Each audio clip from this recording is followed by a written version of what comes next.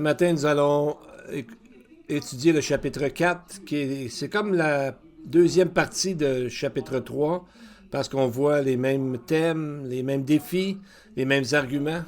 Mais comme on a déjà parlé de chapitre 3 il y a quelques semaines, je vais juste faire un petit résumé de se rappeler qu'est-ce qui est dans ce livre-là. Si vous vous rappelez, l'auteur des Hébreux, qui est anonyme, nous savons qu'il écrit à des croyants juifs qui croient dans le Messie au premier siècle, qui étaient persécutés pour leur foi et qui ne continuaient pas à progresser dans leur vie spirituelle. Donc, même il y en a qui devaient penser à quitter la vie de la foi. Alors, pour parler de ça, l'auteur passe beaucoup de temps à les avertir de c'est pas un endroit à se trouver. Il leur dit qu'ils devraient grandir, croître spirituellement. Sinon, ils risquent de tomber. C'est comme si vous montez une grosse côte, vous avez un gros sac plein de roches dans le dos. Si vous vous arrêtez, puis vous allez tomber par en arrière, vous allez parce que c'est ça le danger, c'est qu'on monte une montagne, mais si on s'arrête, le poids qu'on a sur le dos va nous faire tomber.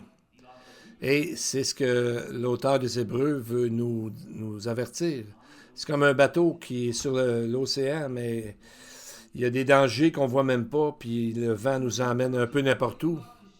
C'est dangereux de se laisser aller comme ça. Alors, pour encourager les gens qui l'écoutent du grand trésor qu'ils ont dans le Messie, il rappelle qui est Yeshua, qui est Jésus et qu'est-ce qu'il a accompli pour nous, pour les croyants. Et une façon importante d'approcher ça, l'auteur fait des comparaisons entre Jésus et les personnages bibliques ou des concepts. Et ça nous est bénéfique parce que ça nous aide à mieux comprendre l'information qu'il nous donne. Donc, par exemple, si je vous dis, je vous montre une image du soleil, puis je vous dis, est-ce que le soleil n'est pas extrêmement gros? Vous dites, ben oui, c'est gros le soleil. Quand on regarde ça, c'est pas mal sûr que c'est gros. Mais si je vous dis une comparaison, si je vous dis que le soleil pourrait contenir 1,3 million de terre à l'intérieur du soleil, là, on a une meilleure idée. Vous savez, 1,3 million de terre dans le soleil. On voit que la grosseur immense du soleil. Donc, avec une comparaison, on comprend mieux. On comprendrait mieux comment le soleil est gros en comparant avec la terre. De la même façon, l'auteur ici prend ce que l'audience connaît, ceux qui l'écoutent, avec quoi ils sont familiers, et ensuite amène une comparaison avec la grandeur du Messie qui n'est semblable à nul autre. Le premier contraste majeur, c'est entre Jésus et les anges qu'on a vu dans les études antérieures. Et le point principal, c'est le contraste entre le fait que les anges et ce que les anges ont révélé sur le mont Sinaï et ce que le Fils a révélé plus tard aux croyants. Alors que les anges ont amené la Torah, ce que l'auteur dit que c'est inaltérable, la Torah. Encore beaucoup plus, nous devrions écouter les révélations du Fils qui est supérieur aux anges. Donc l'auteur nous fait un défi en nous demandant est-ce qu'on écoute vraiment le Messie ou on se tourne vers d'autres personnes ou d'autres choses. Deuxième chose, deuxième contraste, c'est entre Jésus et son humanité. Dans le chapitre 2, l'auteur parle de les origines divines de Jésus et l'incarnation de Jésus en tant que Messie. Nous apprenons que Jésus a rempli et a vraiment fait partie de l'humanité à travers l'incarnation. Le Messie est capable de comprendre, d'avoir de l'empathie avec nos combats. Donc, ça nous donne aussi un modèle de comment vivre, d'imiter Jésus. Et Jésus est allé voir des gens qui étaient rejetés, comme par exemple les gens qui collectaient les taxes pour les Romains et les prostituées. Et il a mangé avec des gens qui avaient des idées différentes de lui. Imaginez, nous, avec le COVID, ça a créé une division. Et Jésus est le pont entre entre les anciennes choses et les nouvelles choses. Ensuite, on est arrivé au chapitre 3, où est-ce que l'auteur fait un contraste entre Jésus et Moïse. Et exactement comme l'histoire de l'image de la terre comparée au soleil.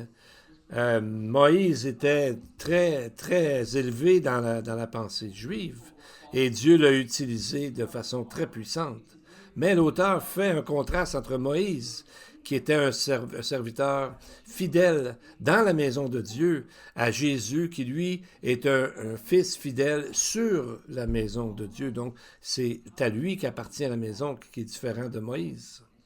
En d'autres mots, c'est comme si l'auteur disait, si vous suivez Moïse, encore plus, vous devriez suivre le Messie. Mais la question, c'est, est-ce qu'on suit vraiment le Messie? Tu sais, comme des fois, les disciples ils pourraient dire, ben oui, je connais Moïse, mais j'irai pas avec lui en dehors d'Égypte. Voyez-vous, c'est la même chose, de croire en Jésus puis de ne pas changer. Notre vie ne change pas, ça ne tient pas debout. Donc, de croire en Jésus, c'est notre vie qui est changée, notre façon de vivre. Donc, il nous a appelés, si on lit dans le premier chapitre de Jean, on voit que les disciples rencontrent Jésus, et Jésus leur dit, « Suis-moi ». Et ensuite, quand ils ont demandé où est-ce qu'il allait, il leur a dit, « Viens et vois ». Donc, en d'autres mots, Jésus ne nous invite pas à croire les bonnes choses, même si c'est important, mais il nous invite à cheminer avec lui et de grandir dans son image en l'imitant. Mais la question, est-ce qu'on fait ça vraiment? Sinon, comment pouvons-nous commencer à le faire? Donc, il fait vraiment une comparaison entre ce que les gens savent et avec l'ancien Israël également. Et si on regarde ici, ils sont juste à d'entrer dans la terre promise. Ils sont à Kadesh Barnéa. On voit dans Nombre 13 que Dieu leur dit qu'ils vont être esclaves pendant 400 ans, mais après, ils vont rentrer dans le pays. Alors, Israël avait l'air à vivre par la foi, parce qu'ils ont vu la puissance de Dieu dans l'Exode. Ils ont vu la révélation de Dieu sur le mont Sinaï. Et il y avait Moïse comme leader. Qu'est-ce qui pourrait aller mal? Bien, tout. Pourquoi? Parce qu'ils n'ont pas été fidèles. Ils n'ont pas fait confiance à Dieu. Ils savaient la parole. Ils savaient ce que Dieu avait dit. Comme nous, on peut savoir ce que la Bible dit, mais on décide de ne pas le suivre.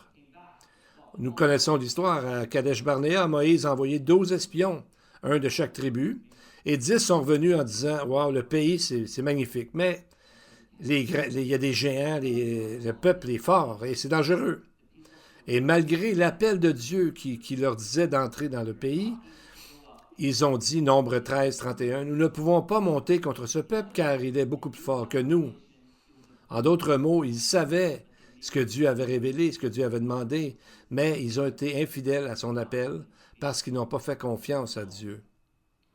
Comme résultat, bien, ils ont été condamnés à mourir, cette génération-là, dans le désert pendant 40 ans, incapables d'entrer dans le pays. C'est la génération d'ensuite qui est entrée.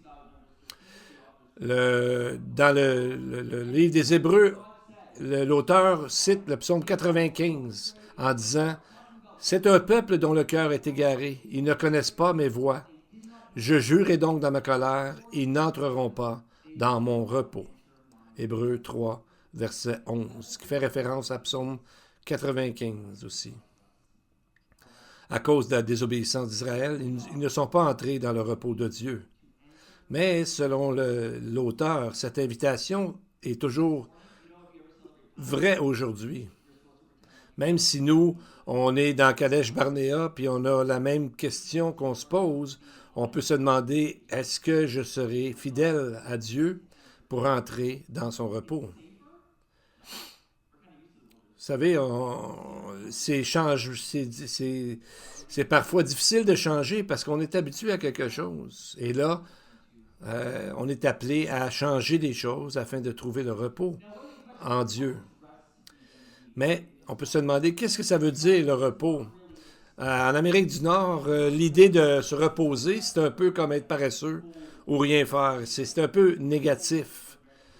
Vous savez, on a cette pensée-là en Amérique du Nord, dans les pays industrialisés, que se reposer, ça veut dire on fait rien. Des fois, on dit ah, on fait rien aujourd'hui. Mais quand quelqu'un dit oh, moi j'ai travaillé, j'ai juste dormi 4 heures parce que j'ai travaillé toute la nuit.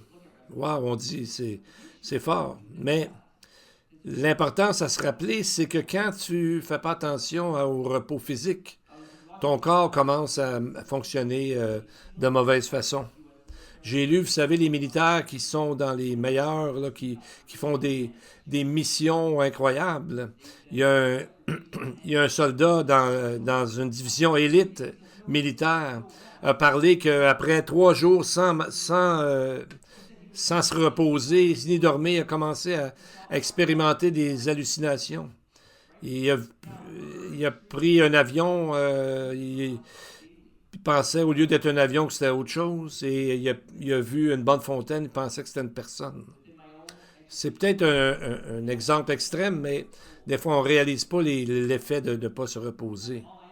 Une fois, quand j'étais à l'école, j'avais passé la nuit debout pour écrire un travail pour le lendemain, et je pensais qu'il était pas mal bon, mais j'ai reçu une note assez ordinaire. Quand je me suis reposé et après j'ai regardé ce que j'avais écrit, après avoir enfin dormi, j'ai réalisé que certaines citations n'étaient pas bonnes, les arguments, ça coulait pas bien de source, etc. Donc, sans un repos, on ne pense pas vraiment aussi clairement.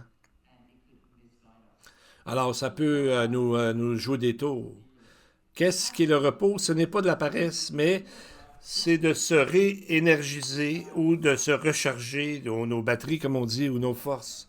Notre corps a besoin de se reposer pour fonctionner.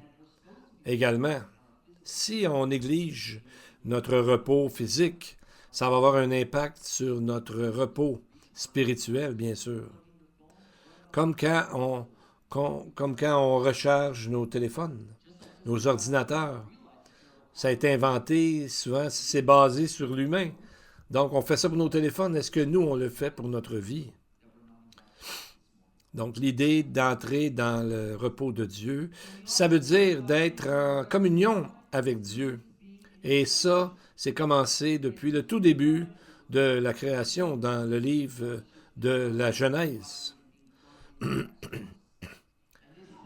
C'est Dieu qui est la source de la vie, la source du repos. Dans le texte de Genèse 2,15, on lit le verset qu'on connaît bien.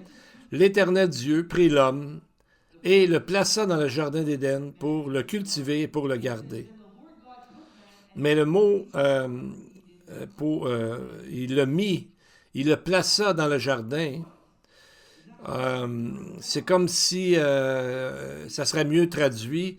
Dieu s'est arrangé pour que l'homme se repose dans le jardin d'Éden. Donc, le jardin d'Éden, c'est où est-ce que l'humanité pouvait être en communion avec Dieu. Bien sûr, avec ce qui est arrivé avec Adam et Ève, ils ont été sortis du jardin d'Éden et la malédiction a tombé sur eux et par définition tombe sur nous aussi, qui naissons tous pécheurs. Comme quand David, enfin, a eu la paix alentour de lui après avoir eu tellement de problèmes au début. Dans 2 Samuel 7, on voit que David s'est reposé physiquement, alors qu'alentour de lui, la guerre s'était arrêtée pour consolider son royaume. Donc, ça ne veut pas dire que notre vie va devenir facile, mais ça veut dire qu'on va être dans la présence de Dieu, dans la communion. Donc, c'est ce qui va nous recharger et nous restaurer. Donc, la question est, si on n'est pas entré encore dans le repos de Dieu, est-ce qu'on pourrait le faire ce matin? Bien oui. Si vous avez déjà une relation avec Dieu, ce défi est toujours pour vous de continuer, de grandir dans ce repos, de s'appuyer sur Dieu au lieu de sur nos propres forces. pour être en conformité avec son image. C'est le défi que l'auteur nous lance. Bien, maintenant, on va se tourner, on va aborder le chapitre 4 de l'Épître aux Hébreux. Premièrement, il y a 3 sections principales. Premièrement, c'est l'avertissement d'entrer dans le repos de Dieu. Tout de suite, on a un défi qui nous fait face. C'est pas nécessairement une décision facile. Israël n'est pas entré comme ça facilement parce qu'il y avait des peurs valides, des peurs réelles au sujet d'être attaqué. Mais selon l'auteur, les conséquences de ne pas entrer dans son repos sont encore beaucoup plus pires. Deuxièmement, on va voir la nature du repos. Selon le psaume 95, d'entrer dans le repos de Dieu veut dire d'entrer dans le pays d'Israël. Est-ce que nous, il faut tout aller en Israël? Non. C'est pas ça vraiment que ça veut dire. On va voir ça ce matin. Et troisièmement, on voit comment entrer dans le repos. Et exactement comme le Fils Jésus a été fidèle sur la maison de Dieu, donc nous aussi, nous devons vivre fidèlement à la révélation que Dieu nous a donnée, à ce que Dieu nous demande de faire. Bon, c'est bon, on y va. On commence. Avant, on va lire les derniers versets de chapitre 3 de Hébreux pour commencer, se mettre dans le contexte. Donc, probablement que l'auteur demandait des questions. Donc, je pense que c'est là qu'il a commencé à enseigner. Donc, c'est comme un endroit de questions et réponses. Et c'est ce qu'on va voir ici, de quoi nous devons vraiment nous porter notre attention. Qui a provoqué Dieu alors qu'ils avaient entendu? Bien, c'est tous ceux qui étaient sortis d'Égypte sous la conduite de Moïse. C'est important parce que non seulement Israël vient de passer à travers l'Exode, qui devrait normalement faire grandir leur foi, mais il dit quand ils ont entendu. Qui l'a provoqué quand ils ont entendu? Au sujet de, justement, ils ont entendu quoi? La révélation de Dieu. Selon Paul, la foi vient en entendant. Donc, Israël avait tous les ingrédients pour le succès. Donc, ça dépend juste que, même si on entend toute la semaine la parole de Dieu, on lit la Bible toute la semaine, si dans notre cœur, il n'y a pas l'obéissance, ça ne sert à rien. De la même façon, on peut venir ici écouter la parole de Dieu prêcher, mais si on ne fait rien avec, si on ne l'applique pas, ça ne sert à rien. Et une autre question, c'est, on pourrait se dire, après qui Dieu était-il choqué pendant 40 ans? La réponse est dans le texte, n'est-ce pas à cause de ceux qui avaient péché? Donc, c'est comme si c'est graduel. Vous savez l'histoire, comme quand on met une grenouille dans l'eau un peu tiède. La grenouille reste là, et si on augmente la chaleur de plus en plus, la grenouille se sent bien, donc elle ne saute pas en dehors. Finalement, elle brûle là vive. Donc, c'est un peu comme si on laisse les choses aller, ben c'est très dangereux à la longue. Tout dépend des habitudes que nous créons dans notre vie. Et là, quand ils sont arrivés là, c'est que les habitudes qu'ils avaient de ne pas écouter Dieu, ça s'est agrandi. Et donc, ça doit nous montrer justement d'être fidèles à Dieu et de se créer des bonnes habitudes. Donc, Dieu était fâché contre qui? Contre ceux qui avaient péché. Et à qui a-t-il juré qu'il n'entrerait pas dans son repos, si ce n'est à ceux qui étaient désobéissants? Le texte dit, ils n'y sont pas entrés à cause de leur désobéissance. Le résultat de leur péché, ça a été de ne pas croire. Mais c'est la même chose pour nous aujourd'hui. Est-ce que on vit en désobéissance à ce que Dieu nous donne comme instruction pour entrer dans le repos? Alors, on va commencer par les versets 1 à 3. Verset 1. Craignons donc, tandis que la promesse d'entrer dans son repos subsiste encore. Donc, une promesse qui demeure. Le mot promesse est utilisé 13 fois dans l'Épître aux Hébreux. Et souvent, ça fait référence à le fait que Dieu garantit que ce qu'il dit va arriver. Et il dit dans le texte, afin qu'aucun de vous ne paraisse être venu trop tard. Qu'est-ce que ça veut dire? Ça veut dire que la promesse est là et elle est là. N'importe qui entend la promesse, elle est là pour quiconque veut la prendre. Il y a des choses ici à regarder, c'est que l'auteur nous appelle à craindre. D'habitude, dans les Écritures, on a un ange ou Jésus qui va dire « Ne craignez pas » pour nous donner la confiance. Quand Jésus, par exemple, a marché sur l'eau, il a dit « Prenez courage, c'est moi. N'ayez pas peur. » Même dans Hébreu, à cause du sacrifice de Jésus, il nous est dit de ne pas avoir la crainte de la mort. Hébreu 2,15, parce que Jésus a payé pour nous. Donc, vous savez, la peur, c'est important, parce que si vous voyez un serpent vénéneux aller vers vous, puis vous dites « Ah, j'ai pas peur », bien, vous pouvez mourir. Alors, la peur, ça sert de déclencheur à une protection, à se protéger. Et Paul ensuite pas Paul directement, mais le texte nous parle d'un appel à l'action. Comme Paul dit dans 2 Corinthiens 11, verset 3, il dit « Toutefois, de même que le serpent a séduit Ève par sa ruse, je crains que vos pensées ne se corrompent et ne se détournent de la simplicité à l'égard de Christ. » Donc, Paul avait peur réellement dans le sens qu'il s'en faisait pour eux. Et il avait peur que les gens s'en allaient dans une fausse doctrine. Alors, il a dédié sa vie en voyageant à travers le monde, en écrivant des lettres et dans les enseignant au sujet de Dieu. L'auteur dit « Afin qu'aucun de vous paraisse n'arriver trop tard dans le repos de Dieu. » Donc, l'auteur avait peur que les gens quittent la marche chrétienne et s'en aillent ailleurs dans d'autres choses. Pendant qu'on a encore l'occasion, l'opportunité, c'est là, le repos est là.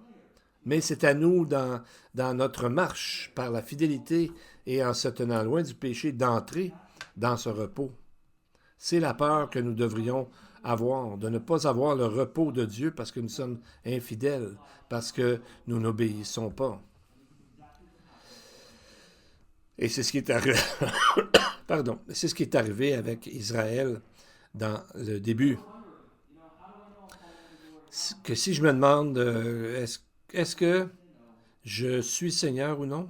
Bien, Jésus nous a dit, vous allez le savoir en regardant les fruits d'une personne ou en regardant vos propres fruits. Est-ce que nous grandissons dans notre relation avec Dieu? Bien sûr, c'est que nous pouvons avoir une idée si on regarde si le fruit de l'esprit est bien présent dans notre vie. Si on regarde Israël, est-ce qu'on peut... l'idée, c'est de se demander, comme eux, est-ce qu'on fait confiance à Dieu? Ou est-ce qu'on est assez confiant en Dieu pour faire des choses que parfois ça ne nous tente pas? Comme peut-être reprendre quelqu'un ou Dieu nous demande une tâche qu'on aimerait mieux peut-être ne pas faire. Au verset 2, il est dit « Car cette bonne nouvelle nous a été donnée, aussi bien qu'à eux, mais la parole qui leur fut annoncée ne leur servit de rien parce qu'elle ne trouva pas de la foi chez ceux qui l'entendirent. » Donc, et Israël et nous ce matin avons la révélation de Dieu. Mais pour Israël, à quel endroit ça a arrêté de fonctionner, que ça a mal été? Bien, la révélation ne leur a pas été bénéfique parce que le texte dit « Elle ne trouva pas de la foi chez ceux qui l'entendirent. » Mais il y a différentes façons de lire cette phrase. Quand elle dit « Elle ne trouva pas de la foi », il y a la première façon de voir, c'est que le mot « elle », c'est la parole qu'ils ont entendue. Et donc, cette parole n'a pas été mise en action par la foi dans la vie des gens. Donc, ça n'a pas été fait unité avec la foi chez ceux qui l'entendent. Donc, on peut entendre beaucoup de choses, mais ne pas le faire. Comme Jacques dit, C'est comme quelqu'un qui regarde dans le miroir, il voit sa condition, donc il voit quel il est, puis après ça, il l'oublie. Pourquoi? Parce qu'il l'oublie, parce qu'il n'obéit pas. Il fait juste regarder ce qu'il y a. Ensuite, il l'oublie. Après avoir quitté le miroir, bien, il l'oublie. Ils ont fait une étude sur au moins ceux qui vont au gym, vous savez, comment ça se fait que le gym il est inutilisé la plupart du temps dans l'année? Bien, c'est parce que quelqu'un disait dans cette étude, un propriétaire de gym, c'est qu'il arrive ici les gens en se disant, ça c'est la nouvelle personne que je vais avoir de l'air quand je vais faire beaucoup de sport. Ça. Donc ils voient des choses dans le futur, mais ils font rien dans le présent pour en arriver à cette réalité. Donc, c'est comme payer pour un rêve, mais ça sert à rien, parce qu'on met rien en action. C'est comme quand on dit, bon, on va faire ça la semaine prochaine. On va commencer à faire du sport. La semaine d'après, puis la semaine d'après, puis finalement, on fait rien. Donc, c'est un peu la même chose. Ils n'ont pas pu entrer dans la terre promise immédiatement à cause de leur incrédulité. La deuxième façon de voir, c'est elle ne trouva pas, c'est que ça parlerait du peuple d'Israël, que le peuple n'était pas uni dans la foi et ne croyait pas envers ceux qui leur avaient annoncé, puis, pardon, comme l'image que les 10 espions sont revenus, et ils ont dit qu'ils n'étaient pas assez forts pour y aller, alors qu'il y en avait deux, Caleb et Josué, ils ont dit oui, le Seigneur va nous le faire gagner, donc on voit que c'est pas souvent la majorité qui a raison, mais on voit que c'est un choix. Et eux autres, ils ont décidé d'avoir peur au lieu de croire que Dieu pouvait leur donner la victoire. Paul a dit dans 2 Corinthiens 6, 14, « Ne vous mettez pas avec les infidèles sous un joug étranger. Quel rapport y a-t-il entre la justice et l'iniquité? Ou qu'y a-t-il de commun entre la lumière et les ténèbres? » Vous savez, ça dépend de quoi on s'entoure, soit des gens ou soit des informations. Si on est toujours sur Internet au lieu de dans notre Bible, bien, on apprend des choses que dans l'Internet qui ne sont pas nécessairement correctes selon la bonne doctrine de la Bible. Comme le Flavius Joseph, un des premiers historiens juifs du premier siècle, il parlait de certains passages de la Bible, dont Kadesh Barnéa. Et Flavius Joseph a dit « Israël a été séduite par les espions, par la peur des espions. Ils ont cru les mots des espions au lieu de croire ce que Dieu avait promis pour eux. » Et au verset 3, il nous donne une bonne façon de faire. « Pour nous qui avons cru, nous entrons dans le repos, selon qu'il dit « Je jurai dans ma colère, ils n'entreront pas dans mon repos. » Il dit cela, quoique ses œuvres eussent été achevées depuis la création du monde. Donc, qu'est-ce qui fait la différence? C'est la croyance, c'est la foi. Quoi qu'on pense sur combien la Terre a d'âge, combien de temps que la Terre a été créée, ça ne change pas grand-chose dans votre vie de tous les jours. Mais de croire ce que Dieu nous demande de faire et d'obéir à Dieu, ça change notre vie de tous les jours. Et le mot « d'entrer dans son repos », c'est un mot qui, dans le texte, est au présent.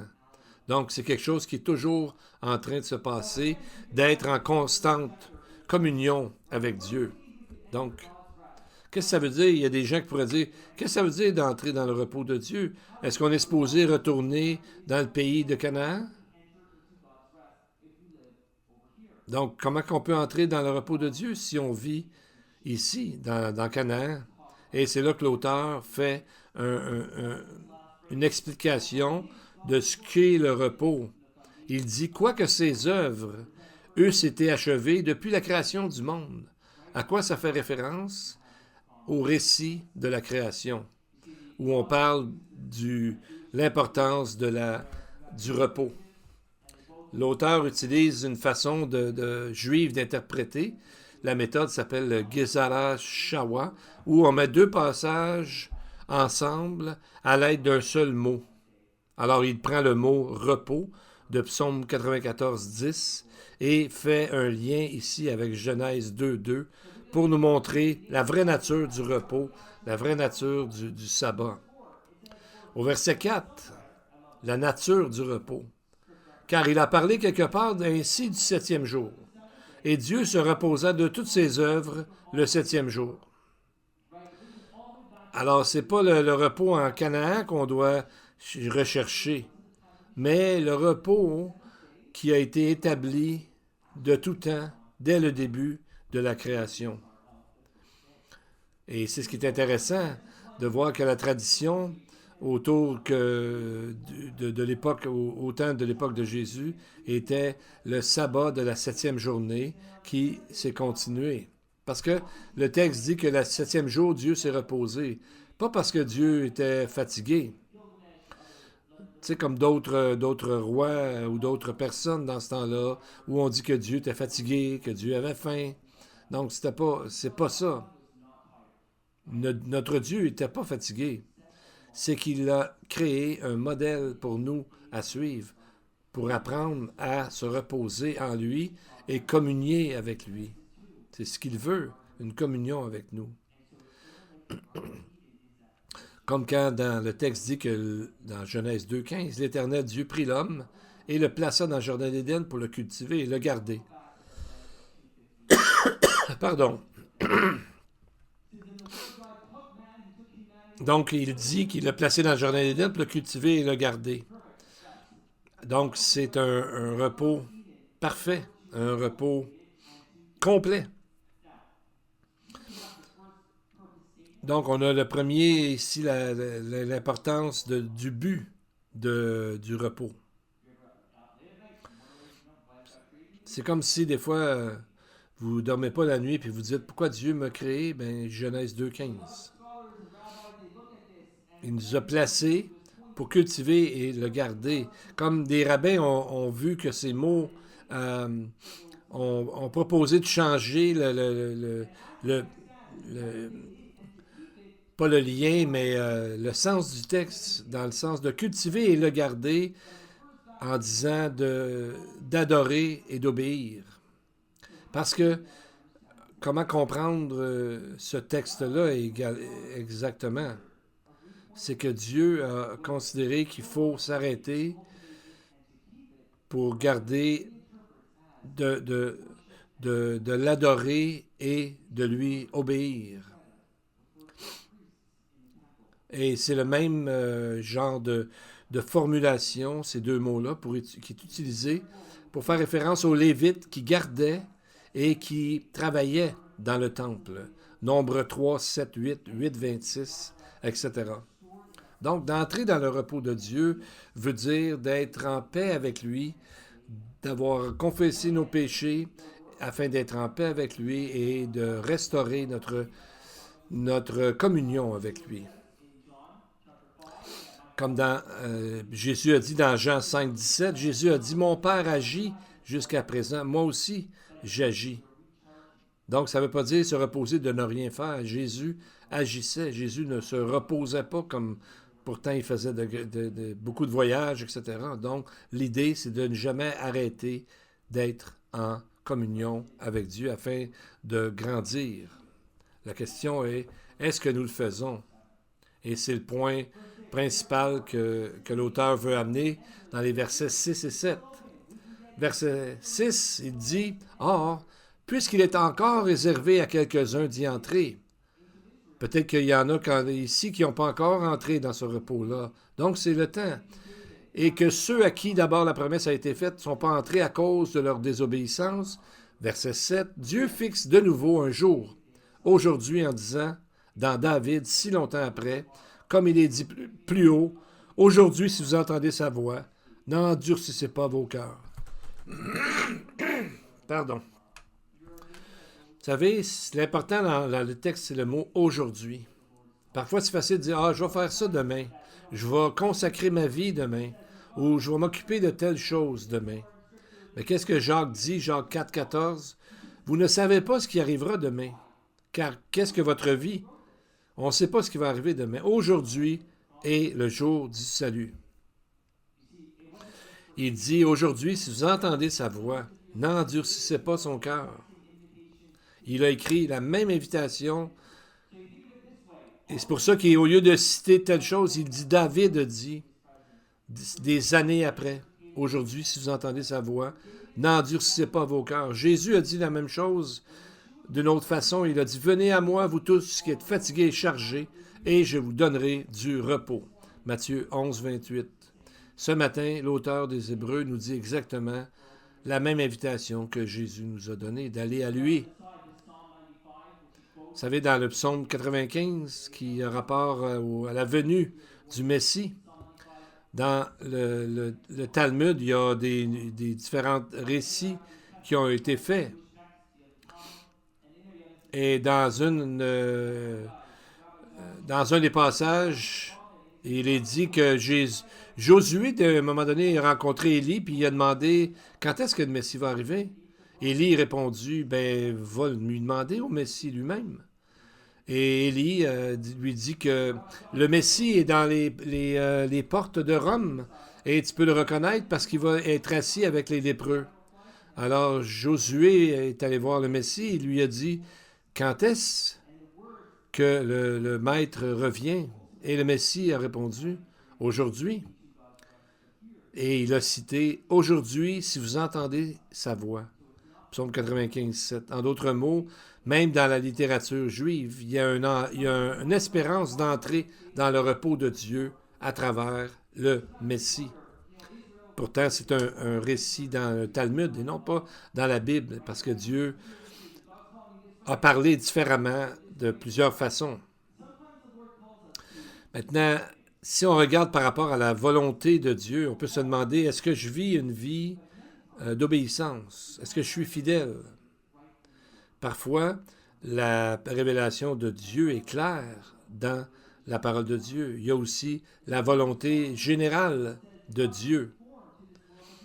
Il y a des textes comme par exemple Romains 12, 2, où Paul dit de la part du Saint-Esprit, « Ne vous conformez pas au siècle présent, mais soyez transformés par le renouvellement de l'intelligence, afin que vous discerniez quelle est la volonté de Dieu, ce qui est bon, agréable et parfait. » Éphésiens 5, 17 dit, « C'est pourquoi ne soyez pas inconsidérés, mais comprenez quelle est la volonté du Seigneur. » Alors, il faut apprendre à vivre en obéissance à l'Esprit Saint afin de ne pas l'attrister. Alors aujourd'hui, on peut se dire, ben, on est un peu comme à Kadesh Barnéa. Dieu nous demande quelque chose. Est-ce qu'on va obéir? Est-ce qu'on va mettre en pratique ce qu'il nous a demandé de faire? Et le prochain point est la manière d'entrer dans le repos. C'est comme si quelqu'un disait, bon, ben, Israël n'a pas réussi à entrer dans Canaan, mais 40 ans après, ils sont rentrés dans le pays avec Josué. Et c'est là que l'auteur fait un contraste entre Jésus et Josué. Donc on voit une comparaison, qu'on a un meilleur que Josué. Verset 8. Pardon, désolé. Donc le mot Jésus, c'est le même mot que Josué, alors qu'en grec c'est Jesus, et hébreu c'est pareil pas mal, Yeshua et Joshua.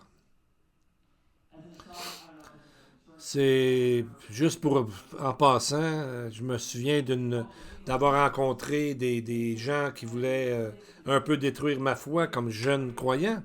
Ils regardaient le nom de Jésus en disant, ben c'est écrit Jesus. Donc ça veut dire, en le séparant d'eux, ça veut dire louer Zeus. Parce qu'ils ont divisé le nom en deux. Ben, c'est comme si on sépare un mot en deux, comme un exemple que je n'ai pas en français, là, mais qui pourrait donner des aberrations si on sépare le mot en deux. C'est un seul mot. Maintenant, on a l'ultime Josué, qui est beaucoup mieux, c'est Jésus, et qui dit, Israël, c'est le temps d'entrer dans le repos que Dieu t'a préparé, d'entrer dans le repos de Dieu à travers Yeshua, le Messie, qui est notre souverain sacrificateur, aujourd'hui et pour toujours. Alors pour les croyants, c'est important d'entrer dans le repos, non seulement parce qu'on est sauvé, mais dans nos actions de le vivre. Verset 9. Il y a donc un repos de sabbat réservé au peuple de Dieu. Verset 10. Car celui qui entre dans le repos de Dieu se repose de ses œuvres, comme Dieu s'est reposé des siennes. Bien, est-ce que ça veut dire, bon, on fait rien, on s'arrête, puis on fait rien du tout? En fait, non, c'est que si on entre dans le repos de Dieu, si on entre dans le repos de Dieu, il y a des grandes chances qu'on travaille dans un sens, et même encore plus des fois, mais Dieu va nous soutenir. C'est important de travailler et d'être actif, de ne pas juste être paresseux. Paul a dit dans 2 Thessaloniciens, « Si quelqu'un ne veut pas travailler, qu'il ne mange pas non plus. » Donc, c'est quand même sérieux. En contraste, Paul nous parle dans sa vie parce que les gens disaient qu'il était meilleur que Paul, qu'il enseignait mieux que Paul. Paul dit dans 2 Corinthiens 11 différentes choses qui est arrivées à partir du verset 23. Il dit, « Sont-ils ministres de Christ? Je le suis plus encore, par les travaux, par les coups bien plus, par les emprisonnements bien plus. Souvent en danger de mort, 3 fois j'ai fait naufrage. Dans le travail et dans la peine, exposé à de nombreuses veilles, en voulant dire de ne pas dormir, à la faim et la soif, à des jeûnes multipliés, au froid, etc. » Donc l'idée, c'est que c'est pas de dire que ça va vous arriver aujourd'hui, que ça doit vous arriver, mais dans tous les événements qui nous arrivent, Paul a appris le secret de la paix, lui qui a été battu, flagellé, etc., emprisonné. On voit dans sa vie qu'il a appris à s'appuyer sur Jésus. 1 Corinthiens 14, il dit que Dieu n'est pas un Dieu de confusion, mais un Dieu de paix. 1 Corinthiens 14, 33. Donc, on arrive ici à l'importance, c'est d'être diligent, en voulant dire de faire tous les efforts possibles. Le texte dit 2 Timothée 4, 9, ça veut dire d'agir vite ou d'être sérieusement impliqué. Tout ça s'applique ici, là. Donc, la conclusion du verset, c'est d'être diligent, de s'occuper des choses de Dieu. Il faut voir, en conclusion, premièrement, nous devons connaître la révélation de Dieu au sujet de ce qu'il enseigne, au sujet du repos. Nous devons connaître la parole de Dieu. Comme Israël, ils avaient le choix. Dieu leur avait donné la révélation. C'est juste qu'en n'obéissant pas, ils n'ont pas eu les bénédictions qui allaient avec. Où trouvons-nous la révélation de Dieu? Dans la Bible. Est-ce que nous lisons la Bible? Là, on a la révélation complète. Quand Dieu vous appelle sur une affaire spécifique, c'est arrivé des fois dans ma vie, soit que j'ouvrais un texte dans Éphésiens, puis je me disais, « Oh boy, il faut que j'apprenne mieux de la Bible. » Il y a un de mes professeurs qui disait, « Tu veux connaître la Bible? Lis-les. » Est-ce que je peux lire des livres qui parlent de la Bible? Lis la Bible. C'est toujours mieux de lire la Bible directement. Soit qu'on ait un plan de lecture, ou de lire avec un ami pour être redevable. Et on est appelé à lire la Bible. Je vous donne un truc, ceux qui ne le connaissent pas. Dans la Bible, il y a 31 proverbes. Donc, on peut lire un proverbe par jour pour le côté pratique de la foi que pourvoient les proverbes. Deuxièmement, c'est d'accepter la révélation de Dieu avec confiance, avec foi. 1 Thessaloniciens 2,13, Paul a dit, « C'est pourquoi nous rendons continuellement grâce à Dieu de ce qu'en recevant la parole de Dieu que nous vous avons fait entendre, vous l'avez reçue, non comme la parole des hommes, mais ainsi qu'elle est véritablement, comme la parole de Dieu qui agit en vous qui croyez. » Nous avons besoin de reconnaître la puissance de la parole de Dieu et de vivre notre appel que Dieu nous a donné. Quand nous vivons pour le Seigneur, nous devenons un important témoignage, alors que les gens peuvent voir à travers un peu notre vie la paix et l'amour de Dieu. Comme M. Moody avait dit, la plupart des gens, sur 100 chrétiens, il y en a un qui lit la Bible, les autres lisent, les 99 autres lisent le chrétien, la vie de l'autre chrétien. Alors, confirmons-nous à l'image du Fils et non pas les autres alentour de nous. Regardons à Dieu qui nous donne toutes choses parfaitement. Amen.